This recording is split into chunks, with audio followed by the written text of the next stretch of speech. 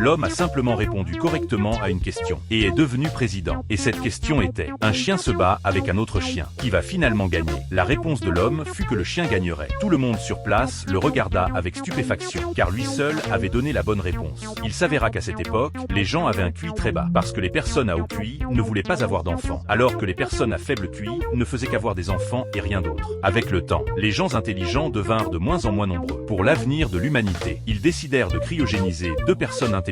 L'homme cryogénisé s'appelait Michael. La femme s'appelait Sarah. Ils devaient être décongelés une fois les intelligents disparus, pour qu'ils sauvent le monde. Il était prévu de les réveiller 10 ans plus tard. Comme c'était un projet secret, seul le directeur du projet était au courant. Mais ce directeur développa la maladie d'Alzheimer et finit par oublier le projet de cryogénisation. Plus tard, le laboratoire fut démoli et les capsules cryogéniques furent enterrées sous les déchets. Nous arrivons en 2505. La population humaine avait considérablement augmenté, mais le QI avait chuté rapidement. La décharge était devenue une montagne d'ordures. Ce jour-là, un camion benne vint déverser des ordures. Alors que la dernière benne tombait, la montagne d'ordures s'effondra, formant une vague de déchets. Les déchets déferlèrent aussi dans la ville. La capsule cryogénique de Michael fut emportée avec les ordures dans la maison de James. À ce moment, la capsule s'ouvrit automatiquement et James était en train de regarder une émission de télévision. Il détestait par-dessus tout être dérangé. Alors il se leva furieux et jeta Michael dehors. Michael était très perplexe. Il vit un groupe de gens debout près d'une poubelle et s'approcha pour demander son chemin. Mais il se trouva que les gens ici étaient tous de caractère irritable. Michael trouvait tout étrange ici. Puis Michael trouva un hôpital et décida d'y faire un examen médical. Mais le nom de l'hôpital était de travers. Cela lui parut suspect. Effectivement, l'intérieur de l'hôpital ressemblait à une salle d'arcade et la méthode d'inscription était particulière. Il fallait regarder à quoi ressemblait le patient, puis appuyer sur un bouton cartoon. C'est ainsi que Michael fut emmené pour l'examen. Le médecin sortit 3 bâtons métalliques. Celui-ci va dans l'oreille, celui-ci dans la bouche et celui-ci dans l'anus. Michael venait juste de les mettre en place. Quand le médecin dit s'être trompé, il demanda à Michael de mettre dans la bouche celui qui était allé dans l'anus. Michael regarda le médecin,